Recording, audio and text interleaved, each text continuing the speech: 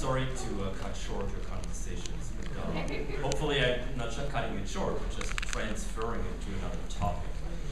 And I want to welcome you to tonight's presentations on climate change challenges and solutions. So we'll very specifically talk about transportation-related issues. But before we do that, I also want to make you aware of the fact that we have a live Twitter feed going. So if you're part of that world, feel free to partake. And also wanted to make a very quick announcement of a sustainability symposium that we've already also briefly mentioned last time around. All the pertinent information is on here on this slide, and if you have any specific questions, at the bottom, the contact information is given there as well. All of this will take place February 25th here on campus at the Curry Student Center, so you're all welcome to participate in that as well. And now, my privilege and great honor to introduce Doug Foy, who will introduce our speakers.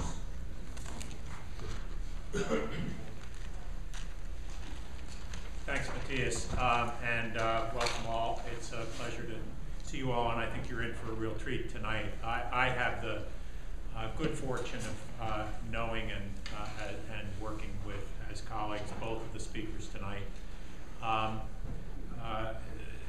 Al Beeler, as you can see from the slide behind me, is presently the Executive Director of the Transportation Center at Carnegie Mellon, Distinguished Professor of Transportation.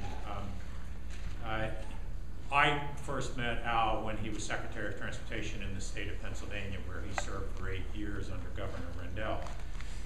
And it is without question, I think generally agreed across the country that Al is the most talented and innovative transportation secretary that anybody knows in the country. He really transformed that agency in a really interesting set of challenges that face them. He and I have since done a lot of work together on climate change and trying to help other agencies of transportation get reformed and make the changes that they need to make in order to address the issues that confront them in the decades to come. Al really has been a thought leader and a practice leader in this field throughout his career. He lives in Pittsburgh. He's lived most of his adult life in Pittsburgh. I think he's a graduate of CMU, which strikes me as actually feeling very similar to Northeastern, a really quite remarkable urban-based university with huge growth and innovation going on there. So Al will address you. The first speaker is Stephanie Pollack. I'm daunted to note that Stephanie joined the Conservation Law Foundation when I was president more than 30 years ago as an MIT undergrad. Then she trooped off to law school. I tried to talk her out of doing that. She went off to law school, came back, and joined the legal staff at CLF in the mid-'80s, and ended up doing all manner of really amazing advocacy work.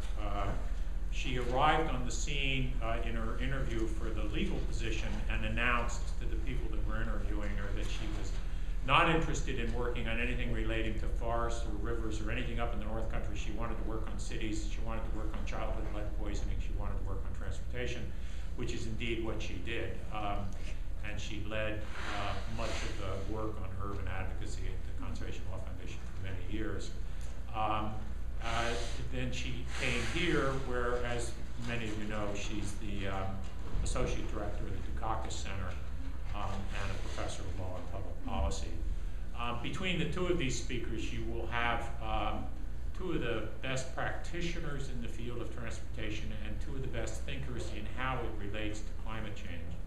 And if you recall, transportation is about 1/3 of all greenhouse gas emissions, so it is an essential ingredient in any solution to this problem. We're going to start with Stephanie and then move to Al. So Stephanie, welcome.